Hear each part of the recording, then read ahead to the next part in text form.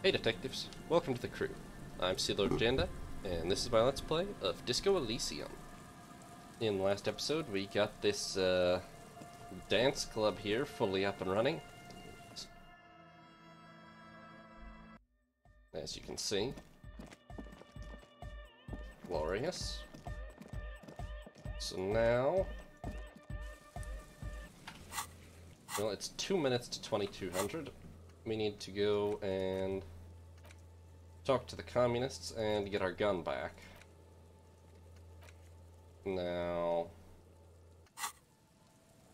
time doesn't really pass unless I do something, but not sure if I can't get into the communist club yet or not.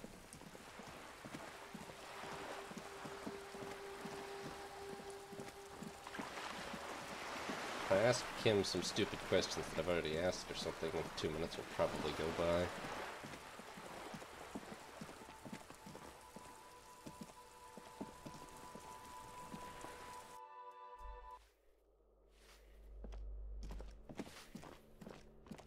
At the very least. What's up, Sydney? Did you like my mural? Hello again, officers. Have you come to admire my mural? Get you later. Kim? Yes? Tell me about the case What do you again. want to know? Let me go over the You mean like preliminary a brief? info. Do you want me to brief you again? Yeah, that sounds great. 3 days ago, during that time, the victim had been... Okay then. Was there any... Good. Well, that only made 1 minute go by. What Tell do me you about want it to know? again. You mean like a brief? 3 days ago, during that time. Okay then. What? Good. Damn it, that didn't make a minute go by. What do you want to... You mean like a brief? 3 days ago, during that time. They, class... There's a strong prejudice against involving... Just to be clear, we are police officers. Perfect, okay. Thanks, Kim. Okay, it's 2200, let's go talk to the communists. About how they're kind of insane. You're back. I'm ready. Let's talk about inframaterialism. Yes. Let's get right to it. His companion leans forward, ready to jump in. They're impressed that you dove right into the most advanced parts of the theory. Half an hour evaporates, and the conversation is still wending its way toward new and unexpected places.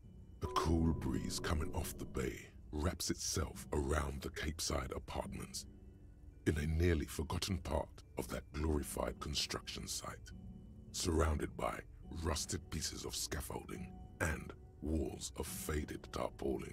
A detective of the RCM debates the intricacies of an abstruse theory with a pair of university students. Accurate. But if it's true that this individual possesses so much capital that light literally bends around him, then that must mean... that capital produces its own form of plasma. In Innocence of Capital, Puncher and Wortman argue that communists must possess as little capital as possible in order to keep their thinking undiluted by its influence. You've accrued a modest account balance over the last few days, but probably not enough to warp your thinking too much. Again, he was just a regular high net worth individual. There was nothing extra physical about him. Now the breeze has subsided. All is still except for the last bits of steam rising from the coffee pot. Well, on that note, I think we can call it an evening. No, wait. Can this really be the end? You feel like you've just gotten to the real stuff. Yes. One of our better discussions lately, on the whole. So that's all we do here? What do you mean, is that it? You've done the reading, we talked about it. What more do you expect from a reading group? What if I have more questions about communism? Well, you could always ask, I guess. The two young men look at each other a moment. We probably won't get a better chance. Honestly. But it's getting late, so maybe pick the most important question. Oh god. Alright, here we go. No, We're completely devoting failed. all your available brain cells to coming up with a question about communism. Scratch that. to coming up with the question about communism. The alpha and omega of communism questions. And that question is... Are women bourgeois? That's such a bad question. Surely something. Maybe in another life, but not this one. Face it, this is the question that's been simmering inside you all along. Thought I was getting into the Sure, theory. you spent some time getting lost in your theoretical labyrinths, but this has been the beast at the center this whole time. I don't think we should ask that It's too question. late. You've already opened your mouth Oh, to no. speak. Are women The bourgeois? young man gives you a slightly confused look, as though he's sure you asked something else and he simply misheard. Somehow, it sounded even worse out loud. Yeah, because it's You horrible. only said what everyone else was thinking. Look around. Do you see any women here? No. He wants to know if women are bourgeois, Esteban. Yes, I heard him. Give me a moment. He takes a deep breath, then turns to you. What makes you ask that question above any other? Because they won't let me forget the life we used to have together? Ah, gendarme. Your problem isn't ideological, it's personal. Yes, that's been clear all along. You ask that question because you're still under the influence of ideology. That's natural. You're like a fish that's only now discovering that her whole life has been dictated by the movements of sea currents. That's what ideology is. It's like there are these invisible forces everywhere, pushing and tugging you this way and that, and you don't even know they're there. Possible to imagine a world without ideology? Of course it's possible. Just extremely difficult. You practically have to be a world historical individual to do it. Do you know the story of Dobrova and Abadanais? No, who were they? The so-called revolutionary lovers. The dual commissars of revolution in Insulinda. Yulia Dobrova came from Grad. Jean Abadanais was born in Revachol. She was brilliant, charismatic, a revolutionary comet. He was her partner and stabilizer, the planet who kept her in orbit. What became of them, though? There seems to be a blank paragraph in the history books. I would assume they're It's dead. from them we get the notion of dual leadership, the Decomptage, Revachol's truly great contribution to revolutionary thought. I believe it even persists in some form in the RCM, even to this day. What happened to them? They died on their own terms, like real revolutionaries. There's a lot to say for that. Is that true, Kim? I had no idea its origins went all the way back to the revolution itself. But it makes sense, in a way. What does this question say about me? Yes, that's the question you should be asking yourself. His companion nods, but offers no further solace. Yeah, I think I need to The think about young this. man nods, but says nothing. He appears to be distracted by something. He's wrestling with some question of his own. He's lost in his own thoughts. You wonder what silt you've stirred in the bottom of his soul. Of course, the matchboxes. You'd very nearly forgotten to ask about them. Now may be your last chance. You guys trying to make that tower from Nielsen's journals? So you really did read all the way to the end. Yeah, Uli and I were trying to see whether there was enough plasm between the two of us to hold up a few matchboxes. Saying it out loud makes him realize how foolish it sounds. It was Yeah. just a little informal experiment. No reason to take it too seriously. Right. Basically an inframaterialist parlor game. Let's forget about it. Yeah, The that's... charge in the air has changed. You allow the moment to pass. Well, I guess we're Wait a off. minute. If you don't mind, we wanted to get your opinion on something.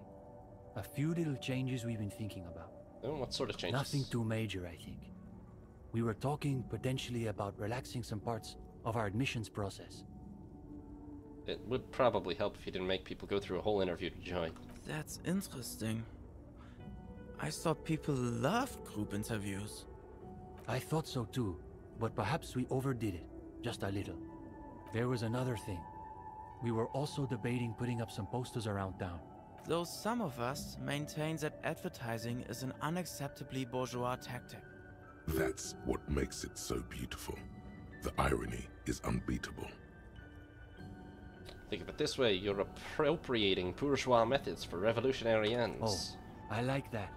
We're dismantling the structures of capital with our own tools. It does sound pretty cool when you describe it like that. Plus, I've got the perfect place in mind. Put some more coffee on, Uli. We've got a long night ahead of us. We should probably get Cindy in here too. Oh, and gendarme. One last thing. I've been thinking about what you asked before. About women, you know? Not that it's any of my business. But it sounds like this question is really tearing you up inside. Clearly. It is tearing you up. It's like there's a tiny, hateful beast shredding your very soul. So, good luck with that, I guess. What the hell was the point of bringing it up then, Esteban? You don't even have any advice about it? Okay, well. We actually might have built 0.1% of communism. We've got them put posters up. Hello again, officer. Okay, now, first of all, I need to put a point in suggestion. Second of all, yes, that's dumb. We're making our way along as far as finishing tasks, for sure. Now, we need to get our gun back. Why can't I fast travel from here?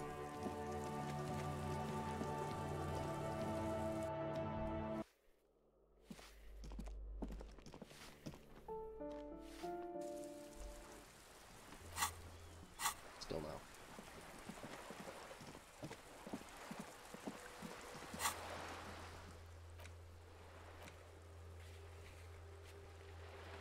Don't at all understand what defines when I can fast travel and when I can't. Well, what we're going to do is we're going to run. Oh, see, hi. Okay, well.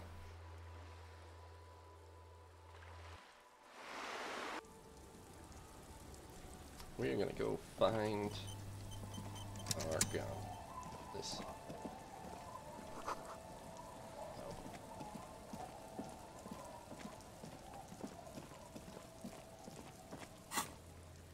What did it say? Walk past the fishing village to the boardwalk. Right, well, the boardwalk's kind of big, but... Here, or... further down? Or up on the boardwalk?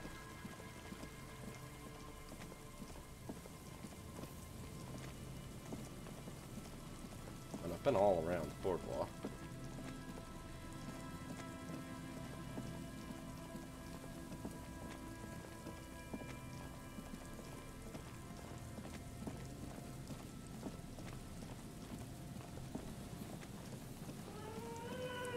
Put your hands where I can see them. Oh, cow. This doesn't seem like a person who should have our gun. The aging woman under a mountain of police paraphernalia mumbles to herself, then notices you and reaches for the megaphone. Show me your hands. This is the pace. Show me your hands. Right now. Show me your hands. Right now. Yeah, that's not. This is good. Battery-powered police lights protrude from her back. The flickering light show reveals a gun in her shaking hand. Her hand is trembling from some sort of neurodegenerative disease. Madame, please drop the firearm immediately. I'm gonna raise my hands. The man appears to be pulling out an object from his pocket. Fear under threat! Fear under threat! What the hell's that even mean? Superseding event. Split-second decision. Get on the ground! Get on the goddamn ground! Man, we just want to talk to you. Subject yourself to a full body cavity search. Prohibited materials concealed in nostrils, ears, mouth, navel, urethra, foreskin, vagina, and rectum. No. In her mind, the cavity search is happening. As long as she's saying it. It appears the things she says are very real to her. Be careful, Clearly. detective. Don't do anything that might set her off. You'll have to go for the gun sooner or later. Perhaps you can learn crucial facts before you do. This is dangerous. You're 70% certain you always leave your gun loaded. Oh boy. Please identify yourself, ma'am? It's a goddamn police shitbag. Cut the pavement. You're under arrest. Yeah, I got As the she idea there. waves her hands, you notice familiar-looking ampoules and packets sticking out of the mountain of police gear on her back. medicine, or drugs? Are you on drugs? Confiscated contraband. Restricted access. 2 kilos missing. Eyewitness report compromised. I don't think she's on drugs. Being off drugs might actually be the problem here. Please, lower the weapon. Officer in need of assistance. Suspect alert. Get on the ground. Ma'am, please. We want to help you, but you need to lower that weapon.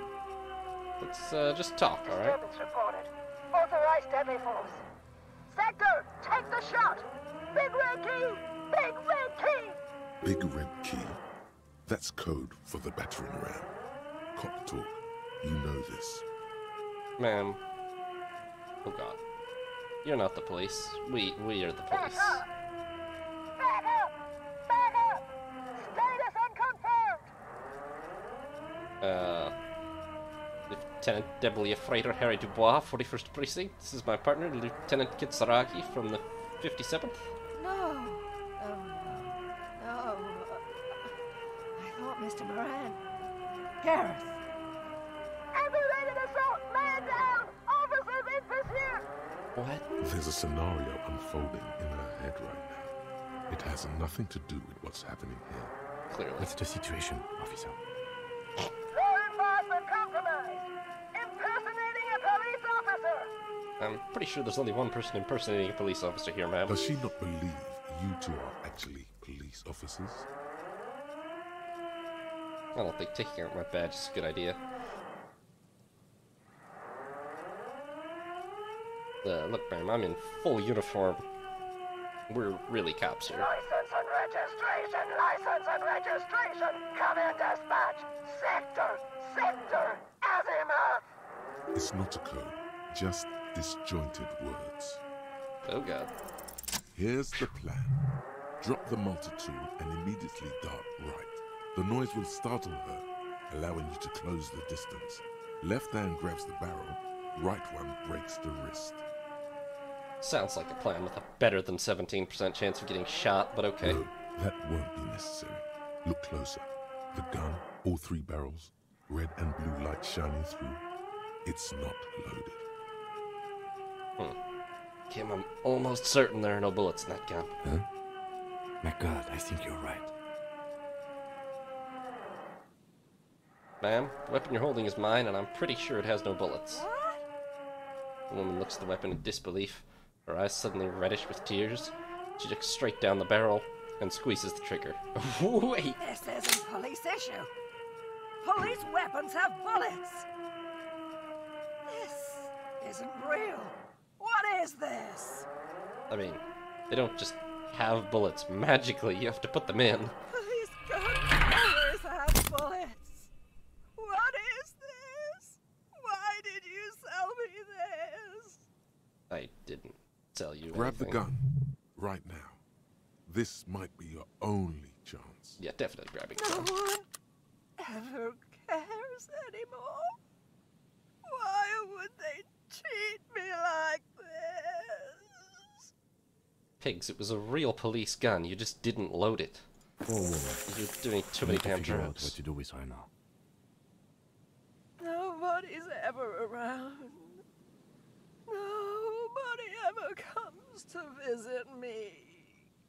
What do we think is happening to her, Kim? She's in a stupor. I've seen this before. God knows for how long. Could be days when they get like this. Why'd this happen in the first place? Honestly, I don't know. Dementia, probably. Dementia and Channel 8 and loneliness. Neurodegenerative disease. Could be. Her hands were trembling and she did seem uncoordinated.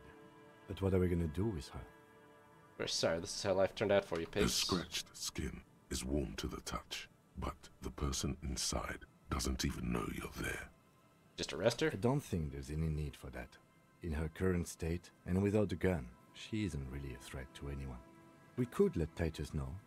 This is a perfect problem for the local peacekeepers to handle. They might even know her family. He makes a good point, actually. Alright, Titus it is. Then we can ask him once we get back to the whirling. But we have to hurry, because it's late, and they might have already gone home. But I think we're done here for now. Let's head out. This is done. Please, leave the radio on. She mutters. Seems like a reflex, a half-remembered sentence. Reflex to what? Being left alone? She stands motionless, just a heap of clothes and flashes now. Maybe if you search her once more.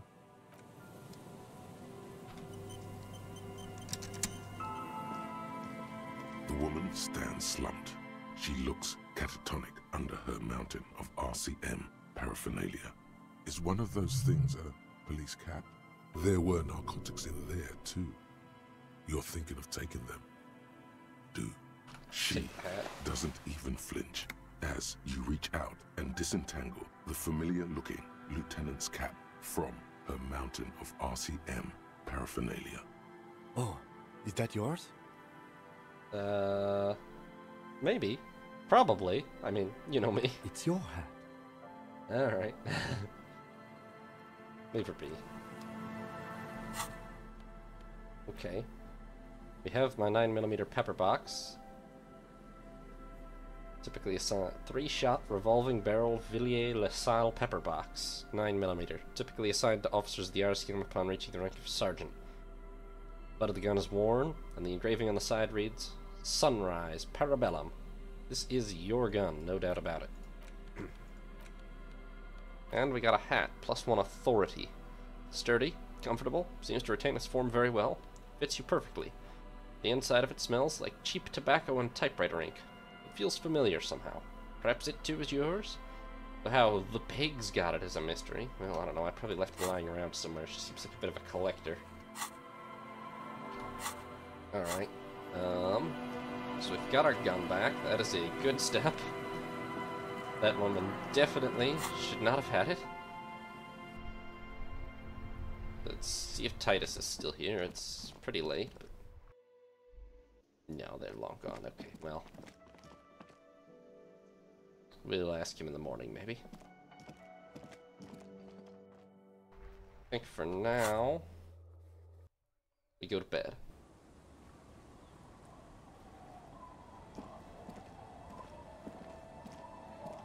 It's getting cold.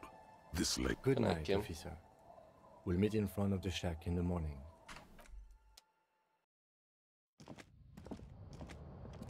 An old mirror hangs on the wall. You see your reflection in it.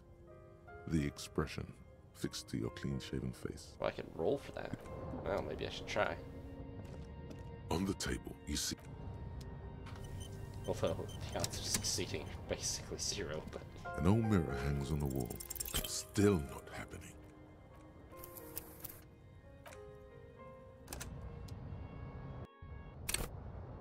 Don't worry, guys. This will surely happen in just An one or old two mirror tries. hangs on the wall. Still not. We're so good at electrochemistry. Actually, do I have any clothes that boost electrochemistry? Jeans.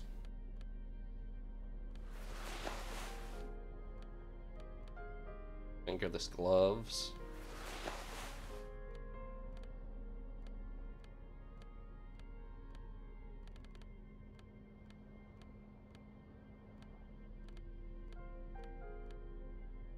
Silk robe.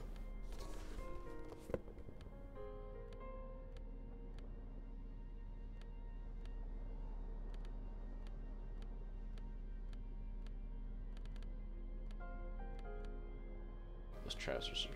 I have to replace the jeans. Okay, that's pretty good though, actually. I mean, we look like a moron, The but... pockets of these new jeans are perfect for sticking your hand into.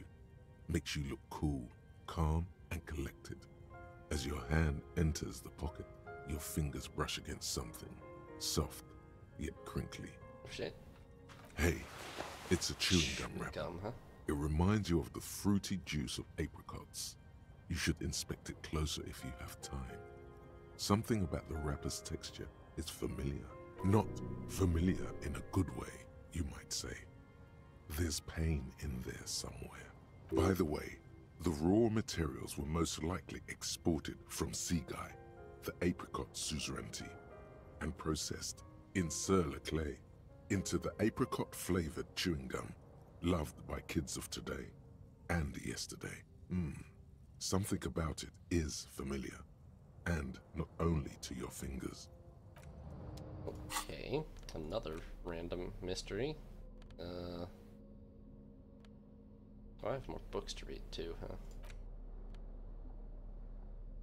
There it is again. The scent of apricots with a touch of cinnamon. Smells like the end of some distant summer.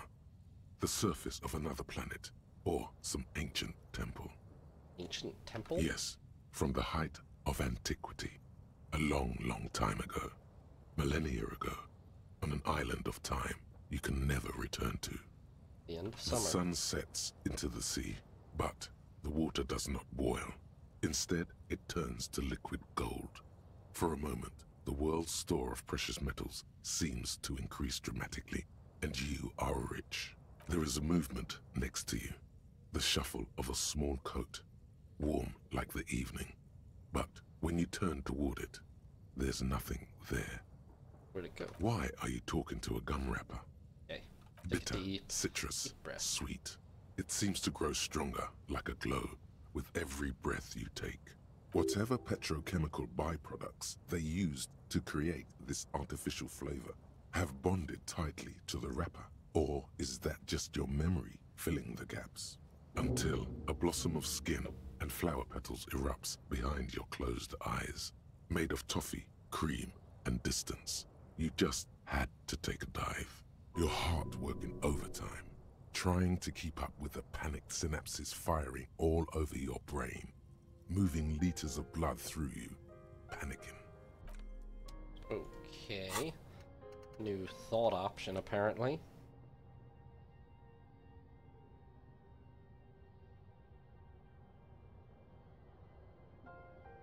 Oh god. We can think about our ex more. Although we're currently still internalizing the insanity and miracle. Okay, well, let's take a shot at getting the expression No off mirror our hangs face. on the wall. Much better chance You now. see your reflection, still not. Still probably gonna take a few rolls, but not implausible at least. An old mirror hangs on the wall, still.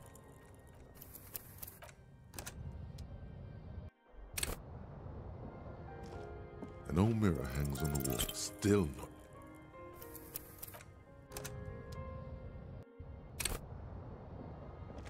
An old mirror hangs on the wall. It's like something snaps in you. A nerve ending. A thought. A sadness. Your face in the mirror is suddenly clean of the layer that had distorted it for God knows how long. Nice. Just like that, it's over. The running gag that your life had become. A sad old man looks back at you.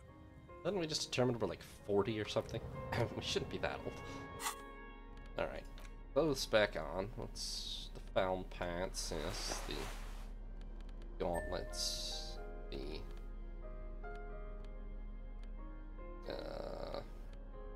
commander's jacket. Okay. Now let's sleep. The bed is comforting, if a Gonna get yelled at by The our thoughts. place feels almost like home now, quiet and dignified around you. A new life by the seaside. You're incredibly tired. The darkness and warmth come fast. You're falling asleep.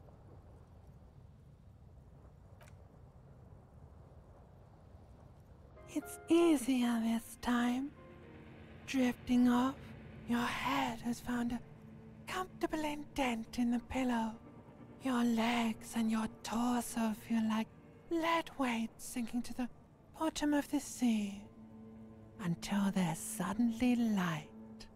This respite, you've earned it, brother. Bask in the darkness.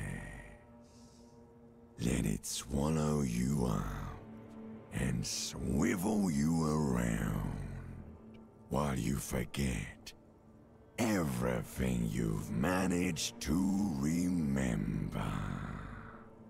We're finally recovering enough that we don't have super fucked up dreams every day. No, this is the one before that.